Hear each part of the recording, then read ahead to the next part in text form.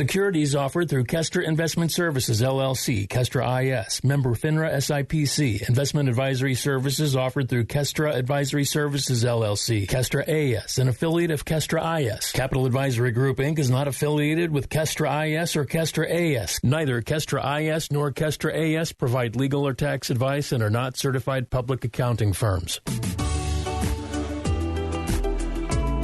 You work hard for your money. For the next hour, you're going to learn how to keep what's yours. Capital Advisory Group presents Keep What's Yours. Here is Josh Gilbert and Jeff Zufall.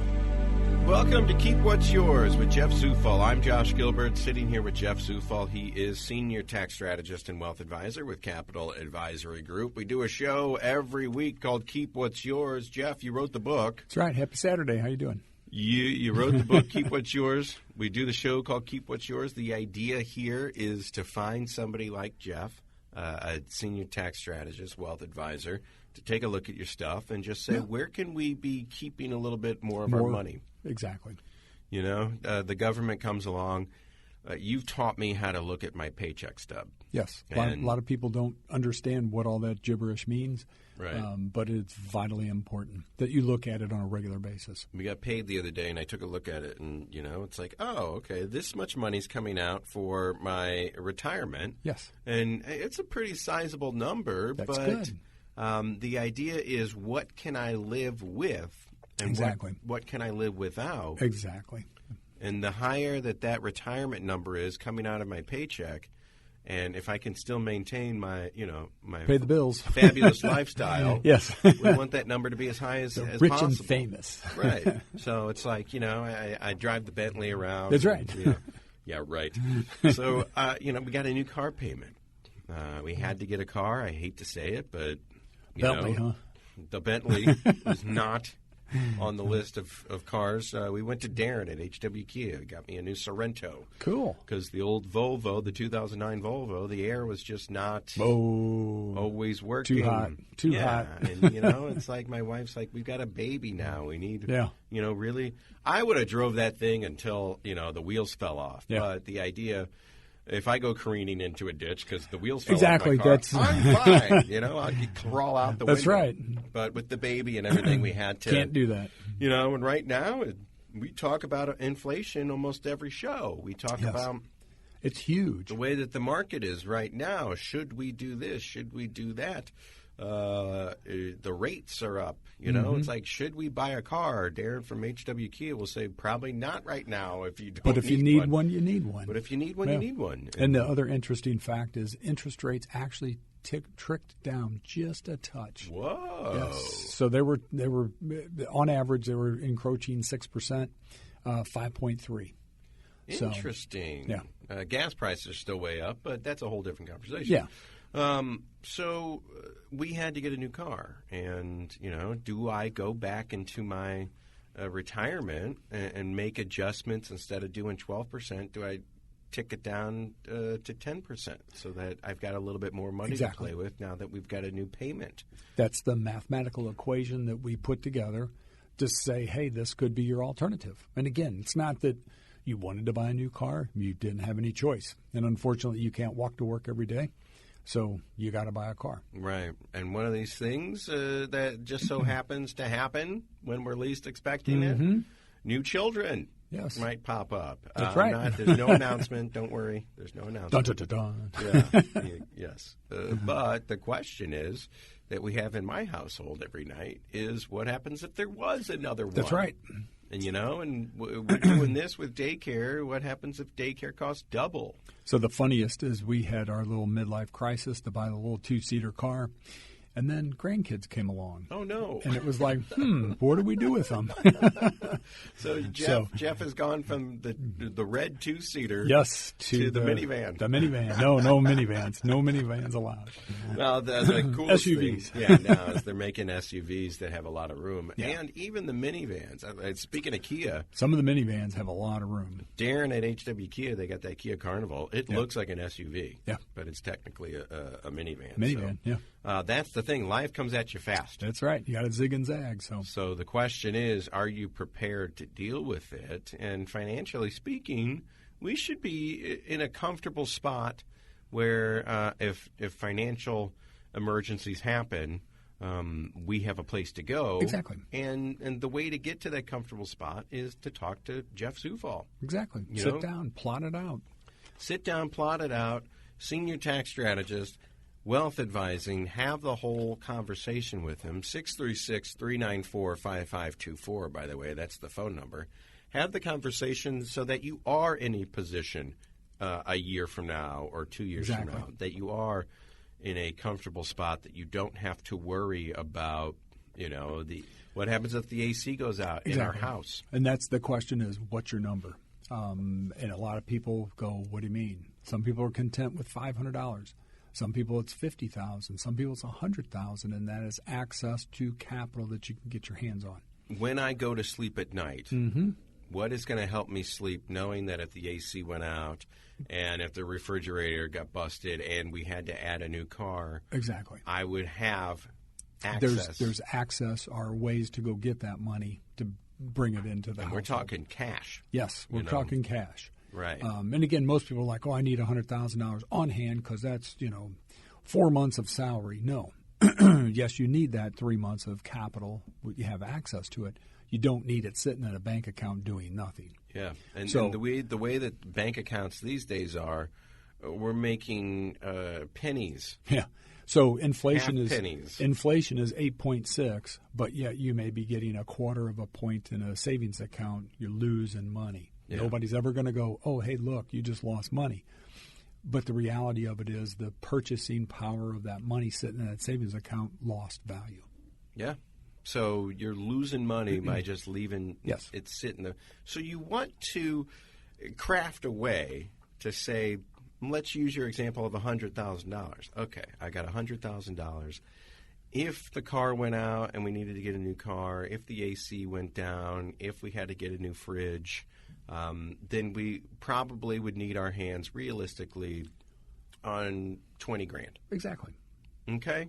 And then, that would give us, and we're talking about something that I can grab tomorrow. Exactly. Or I can go to the bank on Monday and pull out. This is cash. This is cash.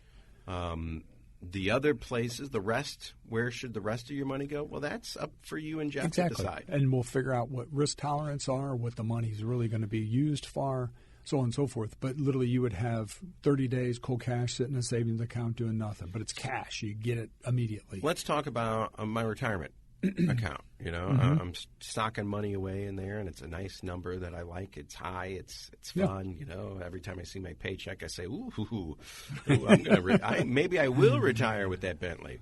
But that isn't necessarily money that I can make liquid tomorrow. No, because again, should I want to. And you shouldn't use that. That is the question is what is the purpose of these accounts? And you ask yourself that over and over and over.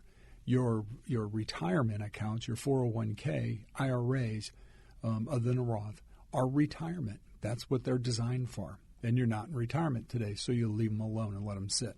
Because if you go messing with it, you're going to throw your numbers off for starters. But to get money out, you're probably going to pay taxes on it, and you'll probably pay a penalty to get access to it. Yeah. So the concept is when we create these accounts, the way to look at most accounts is there's 3 different types, okay? There's taxable, which means you pay either interest or dividends on an annual basis going forward. It's every year something's going to pop up. There's tax deferred. That's your 401ks, your IRAs. You're putting money in to defer taxation to a later date. So if I have $1 million in a tax deferred account, well, we can realistically say that we probably owe the government 20, 30%. $250. Yeah. If you cashed it in all at the same time, $250 would go to the feds. You'd get the rest. Right.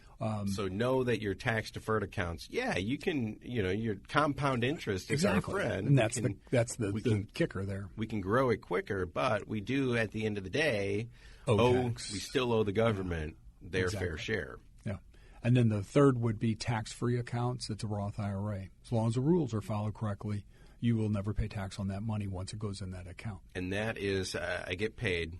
They take the money out in taxes. I take $300 of that post-tax. It's already been taxed, and I put it in a Roth. Yeah. And that way it will grow probably at a slower rate.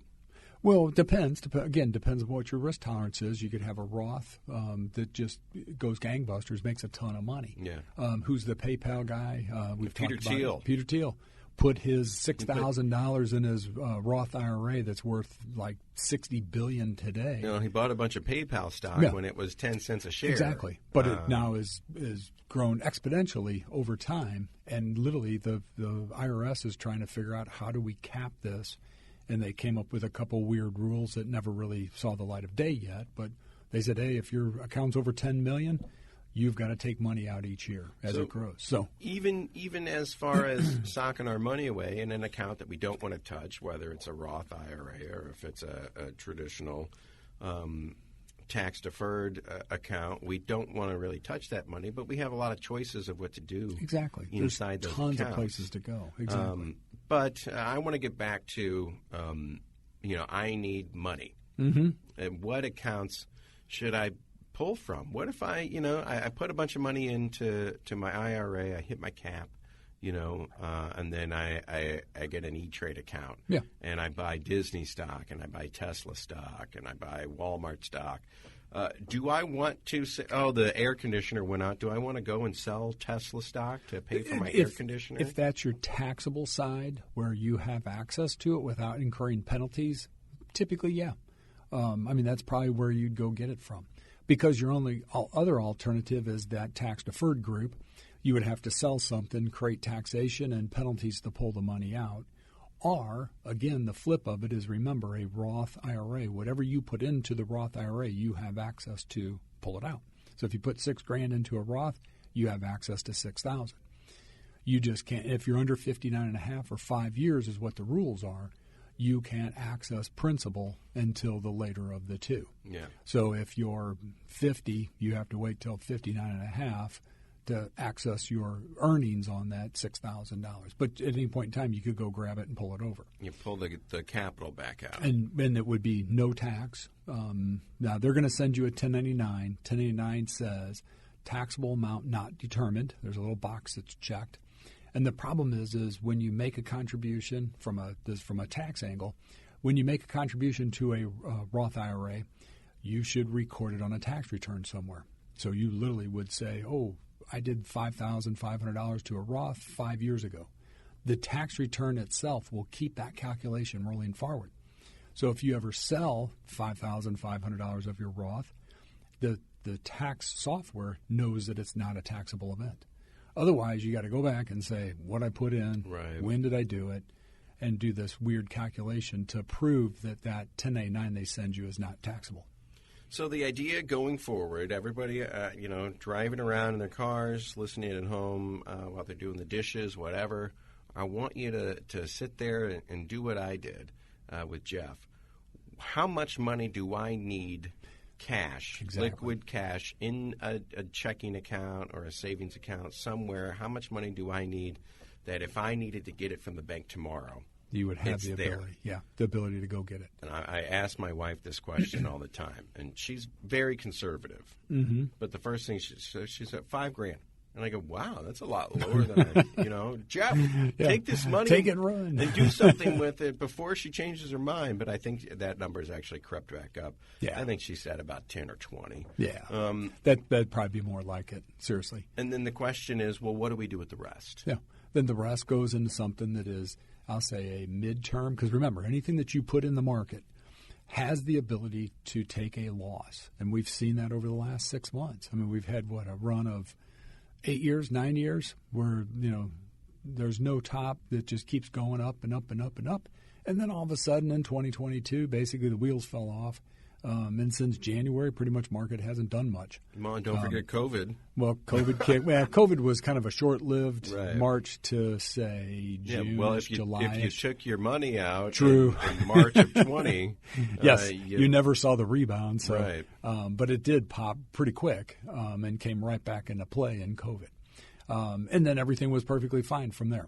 But again, if you have money that you think you're going to spend, even in the next year, maybe the next year and a half, you want to stay away from that Tesla stock. Yeah. Or maybe split the difference on it. Keep half in, I'll say, mid money. ultra-short bond fund, something that's just going to earn a little bit more than a money market, but nothing that you're going to write home about. But it's to your point. I need $10,000 next year. Why would I put it? I know I need $10,000. Mm-hmm. Why would I put it in a stock that when I come to get it next year, I could pull be it back worth out? $8,000. Now it's $9,000 or $8,000. Yeah. Okay. I knew I lost money. Maybe if I left it in long term for 30 years, exactly, it'd be fine. It'd be perfectly fine. But I know I need it. Don't go down Don't that path. put it in a risky place. Even it sounds crazy in this environment today because of the Federal Reserve and the rising interest rates that we have sitting out there. If you owned a corporate bond fund, the corporate bond fund probably down about 14 to 16% on average. That's a corporate bond fund. That should just chug-a-lug along and earn a 3% yield. But it got hammered along with everything else. It's not sexy. It's just tough. It's durable. 3%. It used to be for this bond fund was for orphans and widows was how it was always explained. It lost 14 to 16%. So again, that's why you can't use a bond as your alternative. You have to go even one step below that, which may be an ultra short bond that looks at the world under 30-day window. That's it. Yeah. It's not going to make that much, but it will kind of hover right around break even. But possibility that you could get a little bit more than what's in a money market. Yeah. So one of these things that you told me about a couple weeks ago, I turn on CBS this morning, and they're talking about it themselves. I-bonds. Yes. So an I-bond basically got to hold it 12 months. I think it's 9 last, and don't quote me on this, but this was the last interest rate was 9.62% because it's geared to inflation factor. Inflation is high, so the rate is high. Yeah. When inflation is low, it might not be an investment vehicle for you. Yeah. 3 years ago, it was we won't touch that investment. Today, it's the thing. But again, most brokers aren't going to say, hey, look, go buy this thing, because you got to go to the federal government, set up your account online. If you're my money guy, you're not going to say it to you. Go, hey, here's someplace you can go. I can't give you $10,000, and I can't go buy. I have to go, yes. And this is a relationship I have directly with the federal government. Yes, I buy an I-bond. So if you need $10,000 in 12, well, let's say 13, 14, 15 months, you need $10,000. You're okay. And you put it in an I-bond for a year. Exactly. You collect your 9% or wherever it is right now. Yeah. You have to let it sit for a year and a day, and then you can take it back out. Take it out. But if you take it out any time before that, you don't see any. You forfeit the interest. You forfeit any interest. Yeah. You just gave the government $10,000 for 6 months for nothing. But if something happens, it happens. But you do get your original principal back. Yeah. So that might be a place to go. It's not an ultra short No. investment, but it's a. So you would have cash. You would have an ultra short, which would be the next step. You'd have an I-bond as your next step, and then money which is a year. Yeah, and money that you don't think that you'll need for the next 2-3 years down the road. You could start to actually step out and buy some different stocks, depending upon it. Again, you could buy blue chip stocks.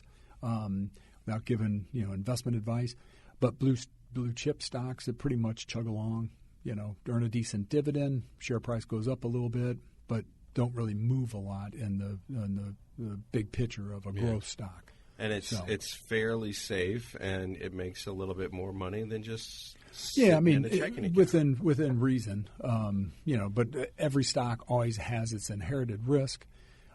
Which even that, safe, secure company, they go, WorldCom, they're not going to go anywhere.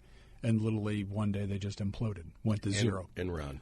Well, and Enron, that was a whole, that's a whole different thing. Same setup, but they were, manipulating it from the inside. But there's companies that just literally looked beautiful on the outside. All of the analysts had buy ratings on it, and then just literally, poof, went, belly up the next morning. Yeah. So again, that's what you're trying to avoid, and if it's a year, 2 years down the road, you can maybe, as it pops back up a little bit, sell it, take the cash, if you're going to need it. So ultimately, the question is, what is the purpose of your money? Exactly. What is the purpose of the account? What is that account going to do for you, or what's it supposed to do for you? Is it cash, which means it's there waiting for you to say, hey, I need this money? If it's retirement money, you could go put it out there today. Anybody, I'll say anybody under 40 better be buying into this market. You got tons of time. Don't panic on what you see. You'll go through 3 more market cycles where it skyrockets and drops like a rock between you now and retirement. So just put it in there and don't look at it. The funniest part is everybody looks and they say, oh, look, this shirt is on sale. Let's go buy it. But when you look at a stock and go, hey, it just got hit by 20%, it's on sale. So, but nobody will buy it because they're like, wait, we got to wait for that price to come back up. Well, you told me my mutual fund. Let's just say my mutual fund was at 200 at the beginning of the year, and now it's down to 128. It's on sale. That just means that every time I get paid, and I go to buy more of it, I'm getting more shares because it's a lower share price. Because the share price is lower. Yeah. Look, I'm not cashing out until I'm in my 70s. Exactly. Jeff's seen my numbers. He's Josh, don't plan on retiring until you're in your 70s. Trust me. But most people look at it as like this retirement as this day that they retire, and then they got to do something with all their money. You still need the market to help guide. You need that rate of return, the performance, to help your account stay ahead of inflation as we go forward. So again, it's your degree of risk may go way down when you go into retirement. You still need the market though. Yeah. Because if you earn a 3% rate of return, you're still not staying ahead of inflation. Used to be inflation was like 3.5 on average, and you could use that as kind of your gauge. I think our numbers are going to be skewed because inflation is going to be here for a while. I mean, just because the Fed raises rates doesn't mean that 6 months later they've combated it and fixed it. It may take 3-5 years to make it go back down. And once you start talking inflation, that's where the regular people like myself start going, I really need a wealth advisor. I really need a tax guy guide you through to come in here and tell me exactly what all this means, what it means for me. Exactly. And that's the thing. It's like, well, what does this mean for the economy? We hear people on the radio and TV talking about the economy, this and that. What does it mean for me? And what's your inflation factor, depending upon what your lifestyle's like. Yeah. I mean, depending upon what you buy, how much you spend, all that good stuff. The famous economist on the nightly news isn't going to talk about me. No. I need somebody to talk about me. They're going to do generically, hey, here's the markets in general.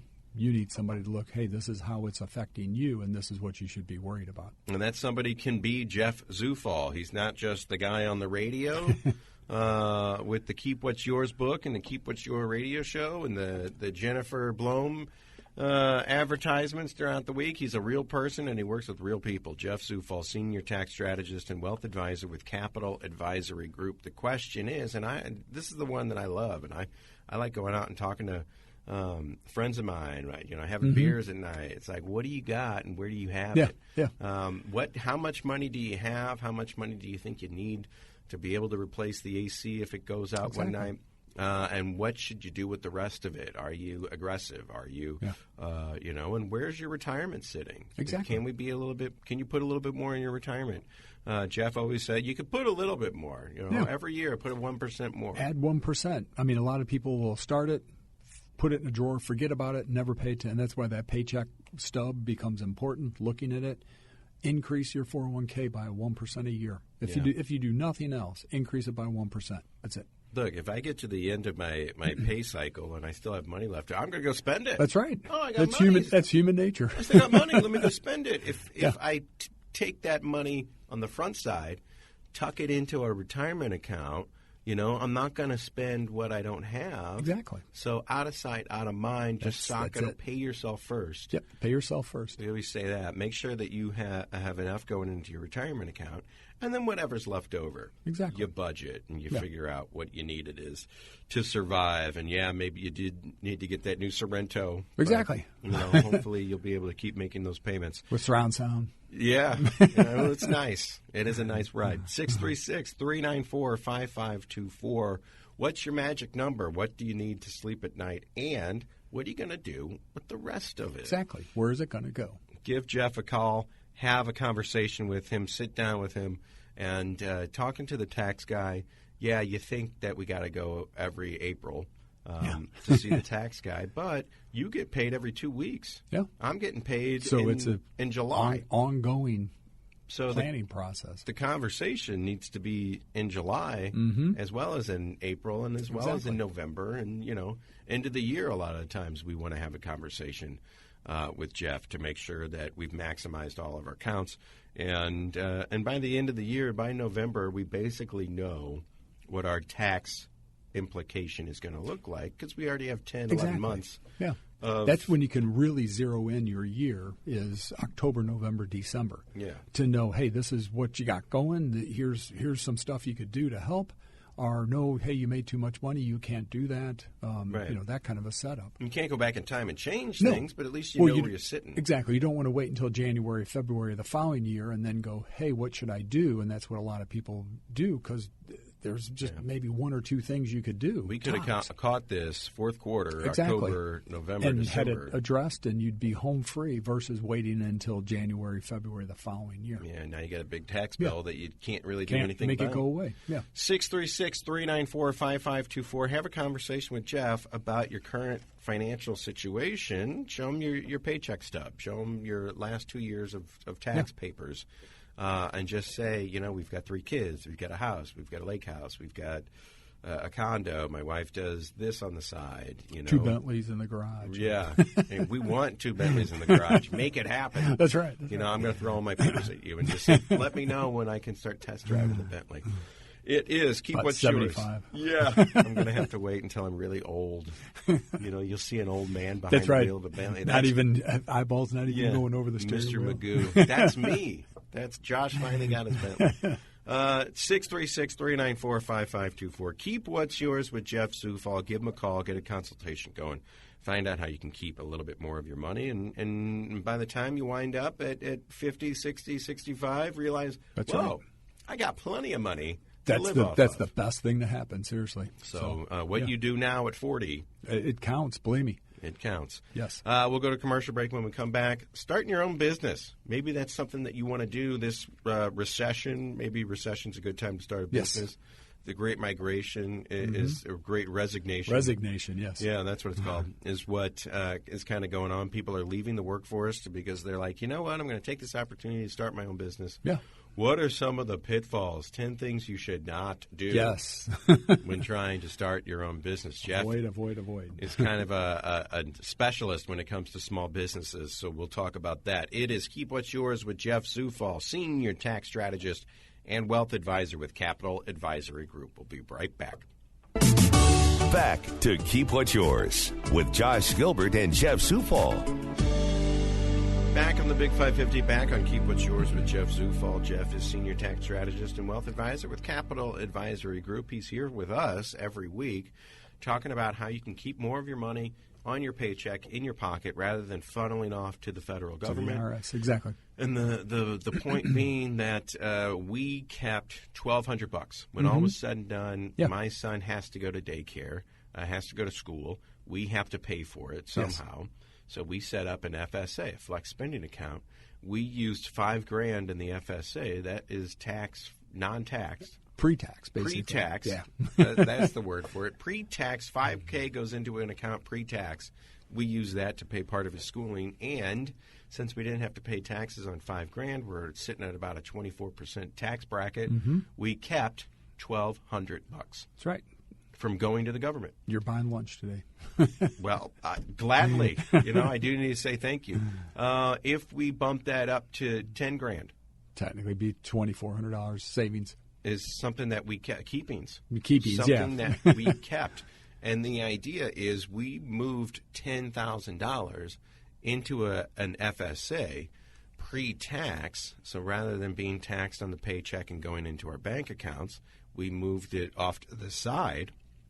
And the government says, that's okay. We want you to pay for your kids' schooling. We want you to be able to access this. And if we didn't do it, then $2,400 would be poof off to the federal government, never to be seen again. Never see it. Rather than in our pockets, yes, which is where it belongs. That's where it belongs, is in your pockets. The question is, who at the IRS ever calls us and tells us that these things are available? No one. No one. It's never going to happen. It's never going to happen. Frankly, if you get a call from the IRS, it's probably not good. Yeah, it's probably not good at all. It's not a good thing. They don't call you though. No, they don't. They don't really call you unless you started that on. Yeah. You called, left someone a message, and they're calling you back. But typically, here's a note: if you get a phone call from the IRS, and you have not reached out to them to initiate the conversation, it's fraud. It's probably a scam. Yeah, probably a guarantee scam. If they come to your house, that's a little that's different. A big problem. They'll show there's a big problem, but they'll show their badges and so on and so forth. Right. And some of them can carry guns. So I mean, they're depending on upon who they are and what you've been doing with your money. Exactly, that too. But typically, it's regular mail or certified mail. Sure, is how they send it. And regular mail's like, hey, you need to worry about this. Certified mails, you better worry about it. Yeah, we're making sure that you're getting this. We know you got it, and you know you got it. Right. So the IRS, the point being, they don't tell us what's in the tax code. No, it's created like all the crazy little, code section 105 and 179 and all this are code sections that it's a carve out created by the IRS. The different code sections, some apply to you, some don't. Yeah, it's simple. And, for better or for worse, this is the system that we have. Yeah, you need a tax specialist on your side to interpret the tax law for you to keep $2,400 exactly in your pocket. And that's just the start. And that was on $10,000 that I was going to have to spend anyway. Yeah. So 636-394-5524. Jeff Zufall, Senior Tax Strategist and Wealth Advisor, Capital Advisor Group. Let him be the tax specialist on your side. Okay. Last week we talked about 10 reasons to start your own business. Do you want to be your own boss? Do you want to create your own schedule? Freedom. Yeah. Do you want to have the fire burning inside you rather than sit in a cubicle all day for 8 hours clicking buttons? Working for somebody else. Do you want to be on your feet and working for yourself? That would be a great reason to start your own business. Here, as an addendum to that, this week, yes. 10 common mistakes. Here's things to avoid when starting a new business. And the first one is failure to assemble the right team. And what that means is the team. It may not, when I say team, it might be 6 people, it might be 10 people, it could be one person. Just somebody to help you as you go forward. Saying, I can do it all myself, that rugged individualism, everything, I'm responsible for everything, I can do it. That's probably one of the hardest things as in business as time went on, how to, I don't want to say delegate, but to release stuff to people and say, here, do this, and walk away. Right. And know that it will be done and not worry about it all the time. I spent years at this radio station saying, I'll do it. And then my wife says, you have to come home. Exactly. Sometime you got to come home. And be with me. And now that we have the baby, it's a lot easier. It's not optional. It's not an option anymore. But, it's like, I don't have to do it all. Yeah, exactly. So that's the big one is failure to create or assemble the right team, whether it's marketing people, whether it's accountants, whether it's tax prep people, whatever it could be. And it might be, from a time standpoint, to take stuff off your plate. You're the boss. You're running the show here. You need to just take stuff off your plate so you could go play golf every once in a while. What's the point of having your own business if you don't have... If you can't disappear every once in a while. Yeah. Right, exactly. But from a money standpoint, I mean, you're telling me about businesses that have laid off workers because they made too much. Yeah. And then they realized that they, at the end of the year... It screwed up. Those employees were bringing in the most money. They were doing the hard lifting in a sense for the company, and they let them go because they made too much. Maybe they were worth those high salaries. Yeah. When it comes to bottom line, if you just look at the raw numbers, that was my interpretation of it. I think running a business, there's a lot of emotion. There is a lot of emotion in it. So a lot of times, can I just give you the raw numbers and you tell me what's actually going on at my business? Yeah. Well, to some degrees. Sometimes it needs a little bit more interpretation of that. Look, that guy making $100,000 hanging out at the water cooler, maybe he does have to go. Yeah, that's different. But if it's, hey, they make $140, but they brought in $350, you might want to keep them. That's a justification. Yeah. So, and then the other one is skimping on marketing. A lot of people fire it up and they go, hey, we're going to do this by word of mouth only. If the marketing is done, especially in today's environment, you got social media that you could get your branding, if you want to call that, blasted everywhere. That's easy. And it's relatively cheap. But again, a lot of people don't know that marketing, I'm just going to do this word of mouth. it could take you 5 years to get where you need to be versus using marketing to get you there in a year. Marketing and word of mouth. Exactly. Here's an example. We try to sell our house by owner. Mm-hmm. Oh, I'll throw it up on Facebook. Yeah. Be going tomorrow. I'll let Facebook spread it around, Yeah. and that'll be fine. And, we got to a point where we finally just hired a real estate agent because she had the backing of a full marketing department. Knowing what to do, when to do it. It was sold the next day. Yeah. The next day, Jeff. So, marketing is very important. Yeah. Another one is knowing your customers.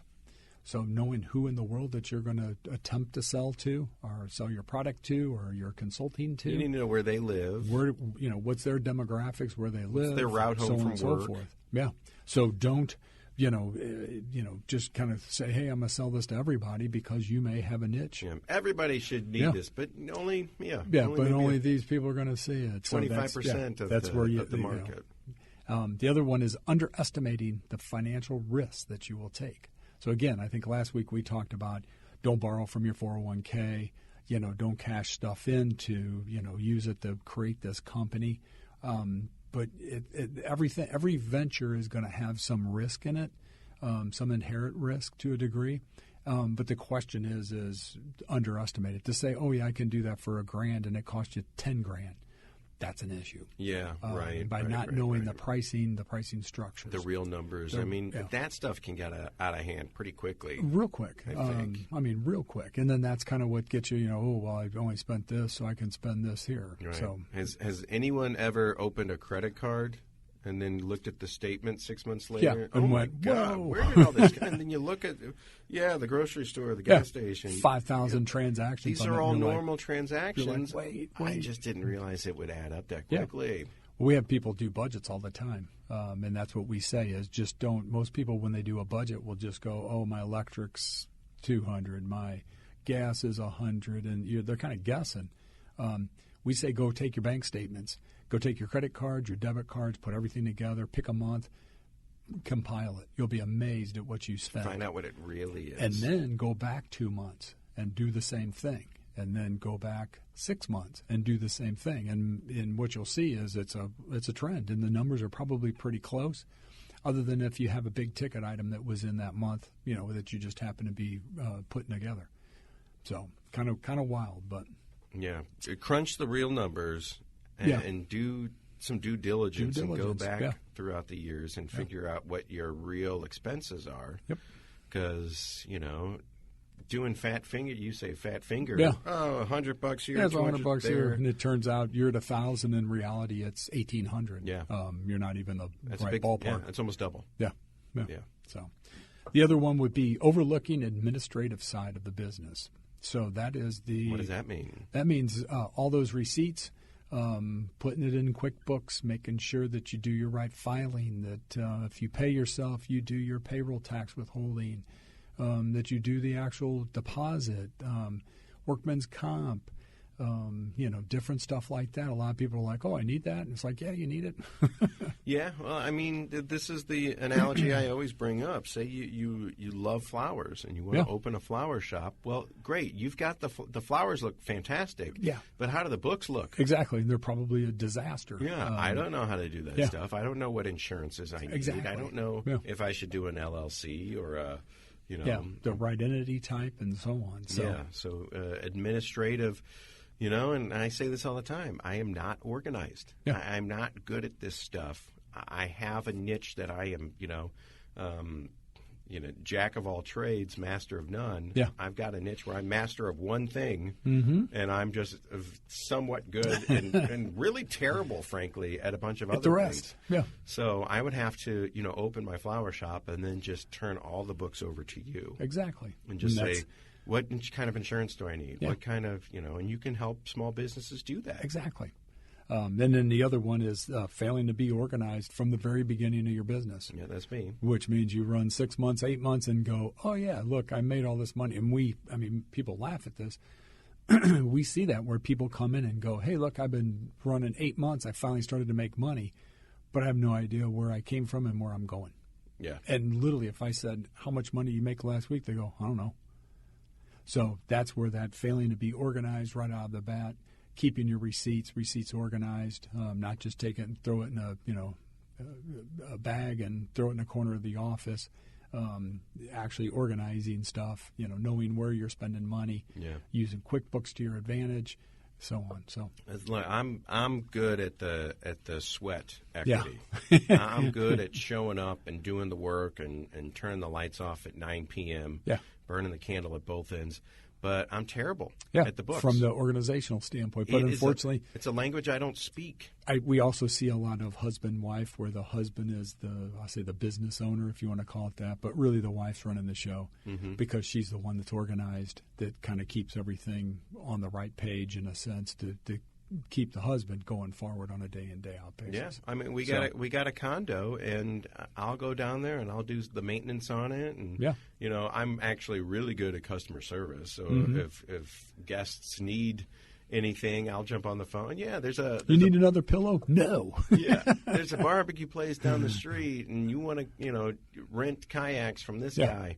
And my wife is the master behind the scenes. Exactly. She's doing the reservations. She's collecting the money. Making she's sure everything is taxes. Exactly. And all that stuff. And that's, it's a good system for us. Yeah. But there's probably things that we brought to you that we had no idea of. Yeah, and, exactly. My wife's in marketing. She's not in accounting. Accounting, exactly. So, there's stuff that we missed, even though we thought we had a pretty good tandem going. So those are things that you would need to get an accountant for, or to find a Jeff Zufall at Capital Advisory. He can help you out with that. Yeah. So the other one is skipping the planning phase, which is actually sitting down and saying, I am going to start a business and this is why.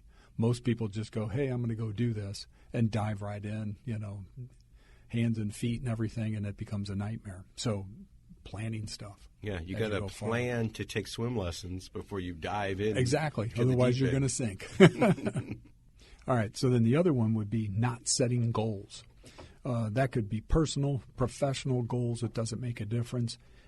Just not putting goals on paper. Could be a huge issue because, A, you don't know where you're going.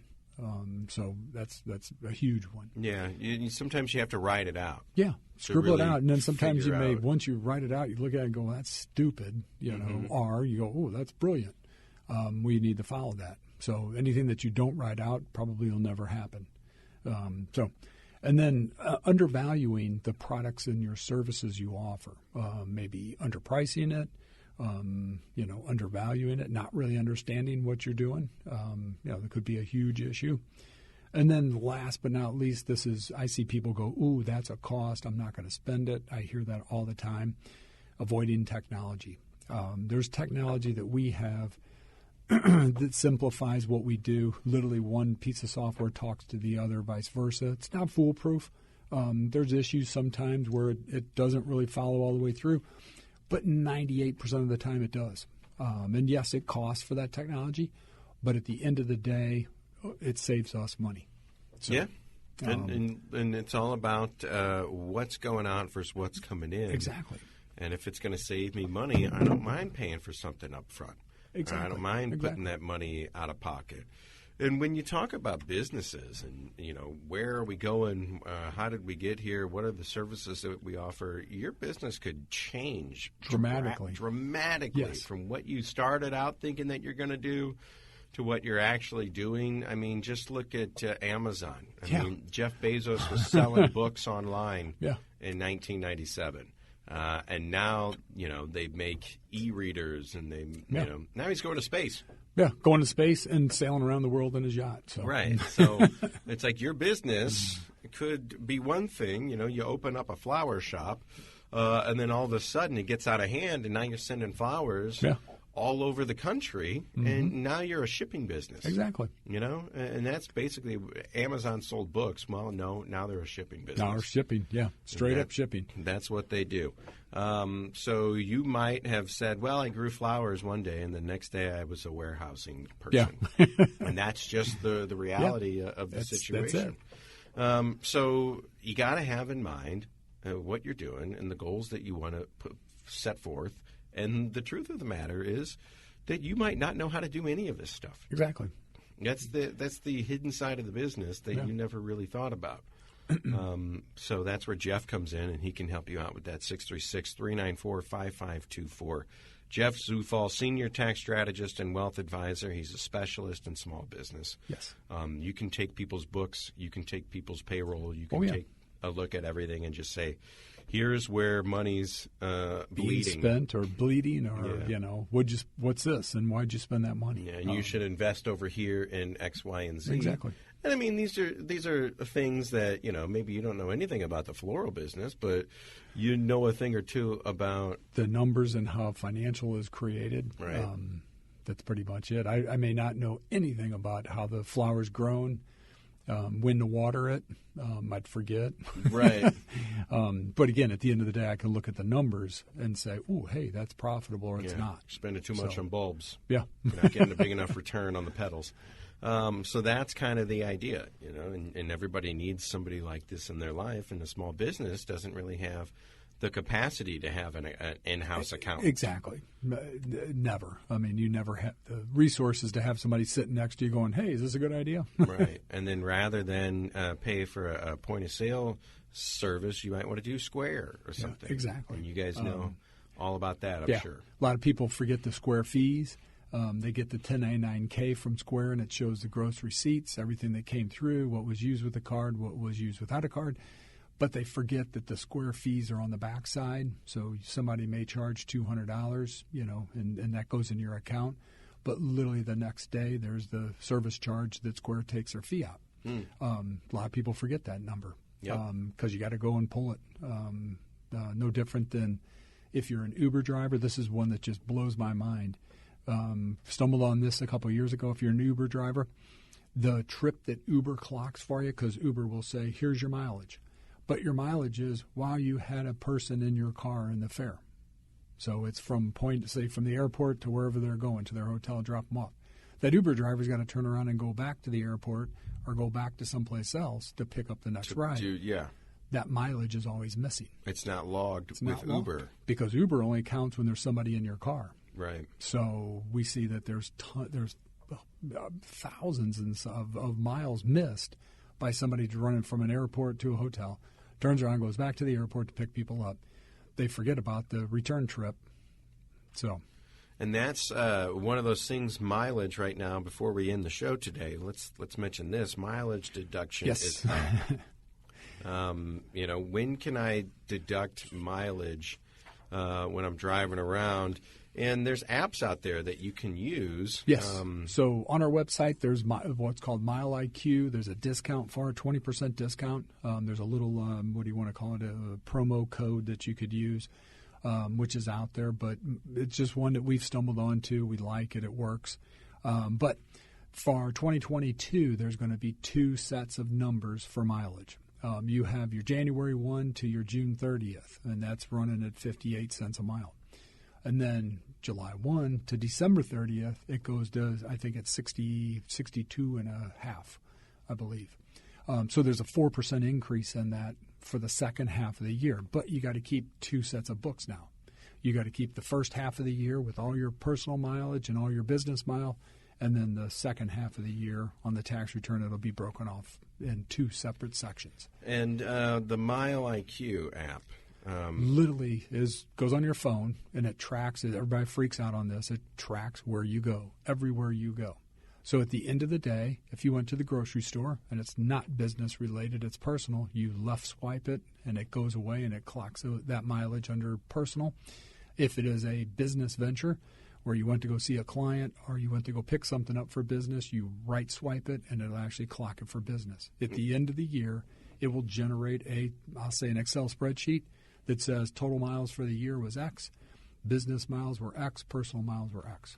So if you drive a lot for a living or for your job or whatever, and you do a mileage deduction, you get this app, and every day when you go to plug your phone in at night, you just open it up and say, this was for work. It'll was not. force it to you daily. Daily, okay. I mean, literally, it'll force it and said, hey, you made 5 trips. Tell us what and these trips are. Boom, boom, boom, boom, boom. Swipe a finger. Yeah. It's that simple, and it keeps track. And the question is, you pay for an app for, $50-$60 a year. Am I getting more of that back in a mileage deduction? Yes. Oh, by leaps and bounds. By leaps and bounds. So there's two ways to look at this. So everybody thinks that, hey, I'm going to start a business and I'm going to put my car in it because my buddy said I could do that. Technically, yes and no. The theory is if that vehicle is used 100% for business use, okay, you could do it. But there's very few people that could say that. If I was a contractor and I bought a new F-250, I'm not going to go drive around on date night with my F-250 with mud all over the cab. Right. It's going to sit in the driveway, and I'm going to use it for business purposes only.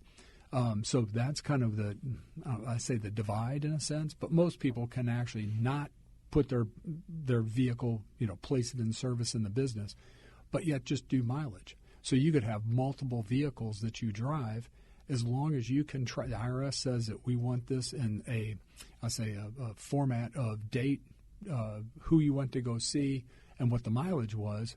The apps will do that for you. Just grab an app and let the app do all the math. Let it do all the math. Yeah, let it do all the doesn't matter where you are. It does confuse it if you have your app on and you're in a golf cart and you drive around in circles for a while. It really confuses it. It doesn't know what to do. Well, that would be weird. But that golf cart trip was for work. Yeah. But it all adds up, and especially if they're going to kick us back 4 or 5 cents more. Exactly. I mean, that's due strictly to inflation. We're sitting at 8.6, so. Gas was up. I think that it still doesn't justify it, especially if you run a diesel. You get an extra 4 cents a mile. You go, that's probably not doing much. Right. But well, there's ins and outs to it. Yeah, at least they've acknowledged it and given us a little bit of a perk to it. And go to the Capital Advisory website, capitaladvisorygrp.com. The MileIQ app is... The app with the little coupon code is out there. You can buy it. You can save 20%. 20%, yes. You can find that out there. You can also go to myerctoday.com. Yes. Failed to mention this one this week. Employee retention credit. If you kept employees on the payroll during COVID, you prevented them from jumping off and going on to unemployment, and the government had to support them. If you kept employees on your payroll, the government wants to give you a credit. myerctoday.com. Fill out all your information. Put your business information in there, and you can see what the government may have in store for you. Yes. Just as a gesture of goodwill, thanks for keeping them on the payroll. Yeah. Thanks for keeping people off unemployment when we were paying double unemployment. Here's a bonus credit for you. I think that's all that we have today, Jeff. Senior tax strategist and wealth advisor Jeff Zufall. Keep what's yours. 636-394-5524 in your personal life. In a business setting. Yes. If you need Jeff to do the books for your business, if you need Jeff to kind of sit down with you and tell you you've got $100,000 in a savings account, here's what you should be doing with it. Where it needs to go. He can help you out with that. He is he's a jack of all trades, a master of all trades when it comes to numbers and financials. So give Jeff first crack at looking at your books and making sure that going forward, we're halfway through the year. Yeah. For the next 6 months, let's set us up for success when it comes to next year's tax time. Review what you got going. And let's make sure there aren't any surprises. And frankly, let's make sure that maybe we get some bonus money at the end of the year. We find out that we kept a little bit more money in our pockets.